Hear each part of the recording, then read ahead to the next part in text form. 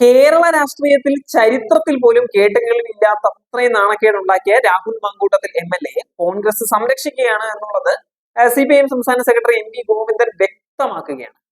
പരാതി തേച്ചു മായ്ച്ചു കളയാൻ ആദ്യം ശ്രമിച്ചവർ ഇപ്പോൾ സസ്പെൻഡ് ചെയ്ത് ഒത്തുകളിയുടെ ഭാഗമായിരിക്കുകയാണ്. കോൺഗ്രസിൽ നിന്ന് പുറത്താക്കാനോ MLA സ്ഥാനം രാജിവെപ്പിക്കാനോ തയ്യാറാകാത്തത് അതിനാൽ തന്നെയാണ് എന്ന് അദ്ദേഹം വാർത്താ സമ്മേളനത്തിൽ വ്യക്തമാക്കുന്നുണ്ട്. ഉയർന്ന പരാതികൾ മഞ്ഞുമലയുടെ ഒരറ്റം മാത്രമാണ്. ഗതികെട്ട സാഹചര്യത്തിലായിരുന്നു യൂത്ത് കോൺഗ്രസ് പ്രസിഡന്റ് സ്ഥാനത്ത് നിന്ന് ഒഴിവാക്കിയത്. വീണ്ടും വെളിപ്പെടുത്തലുകൾ വന്നതോടെയാണ് ഗത്യന്തരമില്ലാതെയുള്ള സസ്പെൻഷൻ.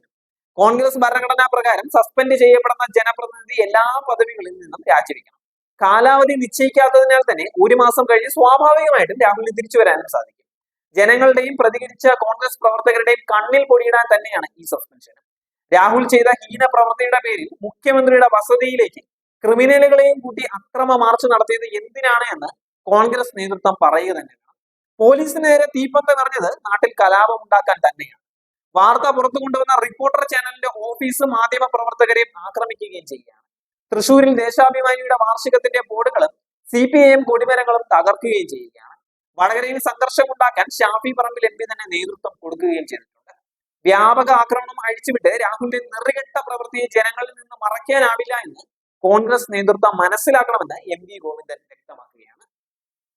സ്ത്രീകളെ കമ്പോള ചരക്കാക്കി കൈകാര്യം ചെയ്യുകയും കൊല്ലാനും മടിയില്ല എന്ന് ഭീഷണിപ്പെടുത്തുകയും ചെയ്ത ക്രിമിനലിനെ MLA എന്ന് പറഞ്ഞ് പാലക്കാട്ട് കെട്ടി എഴുന്നള്ളിക്കാനുള്ള കോൺഗ്രസിന്റെ നടപടി മാന്യതയില്ലാത്തതാണ് എന്ന് CITU പ്രതികരിച്ചിരിക്കുകയാണ്.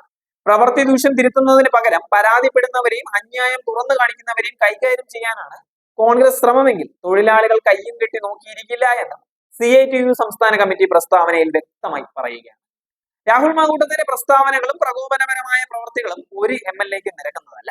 രാഹുൽ മാങ്കൂട്ടത്തിലും ഷാഫി പറമ്പിലും VD സതീശനും കേരള രാഷ്ട്രീയത്തിനും സംസ്കാര ഔന്നത്യത്തിനും തീരാ കളങ്കം തന്നെയാണ്. കേരളത്തിൽ ആകെ കലാപത്തിനുള്ള ശ്രമമാണ് യൂത്ത് കോൺഗ്രസ് നടത്തിക്കൊണ്ടിരിക്കുന്നത്. കോൺഗ്രസ് നേതൃത്വം ഈ അതിരുവിട്ട കളികൾ അവസാനിപ്പിച്ചില്ല എന്നുണ്ടെങ്കിൽ വൻ തിരിച്ചടി നേരിടേണ്ടി വരുമെന്നും CITU പ്രസ്താവനയിൽ അറിയിച്ചിരിക്കുകയാണ്. രാഹുൽ മാങ്കൂട്ടത്തിനെതിരെ ഉയർന്ന ലൈംഗിക പീഡന പരാതികൾ അന്വേഷിക്കാൻ ക്രൈംബ്രാഞ്ച് പ്രത്യേക അന്വേഷക സംഘം രൂപീകരിച്ചിരിക്കുകയാണ്.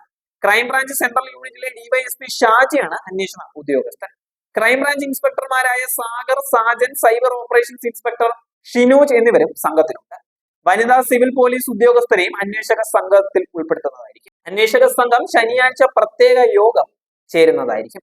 മാധ്യമങ്ങളിലൂടെയും സമൂഹ മാധ്യമങ്ങളിലും വെളിപ്പെടുത്താൻ നടത്തിയ 3 പേരുടെ മൊഴിയാണ് ആദ്യം രേഖപ്പെടുത്തുന്നത്. ഞായർ മുതൽ മൊഴിയെടുക്കൽ ആരംഭിക്കുന്നതായിരിക്കും. ലൈംഗികമായി പീഡിപ്പിച്ച ശേഷം രാഹുൽ ഗർഭചിത്രം നടത്താൻ നിർബന്ധിച്ച സംഭവത്തിലെ പെൺകുട്ടിയുടെ മൊഴി എടുക്കുന്നതായിരിക്കും. അതിജീവിതകൾ മൊഴി നൽകാൻ സന്നദ്ധത അറിയിച്ചതായാണ് ലഭിക്കുന്ന വിവരം. നിർബന്ധിത ഗർഭചിത്രത്തിന് പ്രേരിപ്പിച്ചു, ഫോൺ വിളിച്ച് ഭീഷണിപ്പെടുത്തി, സ്ത്രീകളെ സമൂഹ മാധ്യമങ്ങൾ വഴി പിന്തുടർന്ന് ശല്യം ചെയ്തു, സ്ത്രീയുടെ മാനസിക വേദനയ്ക്ക് ഇടയാക്കുന്ന വിധത്തിൽ പ്രവർത്തിച്ചു തുടങ്ങിയ കുറ്റകൃത്യങ്ങൾ ചുമത്തിയാണ് രാഹുലിനെതിരെ കേസെടുത്തിരിക്കുന്നത്.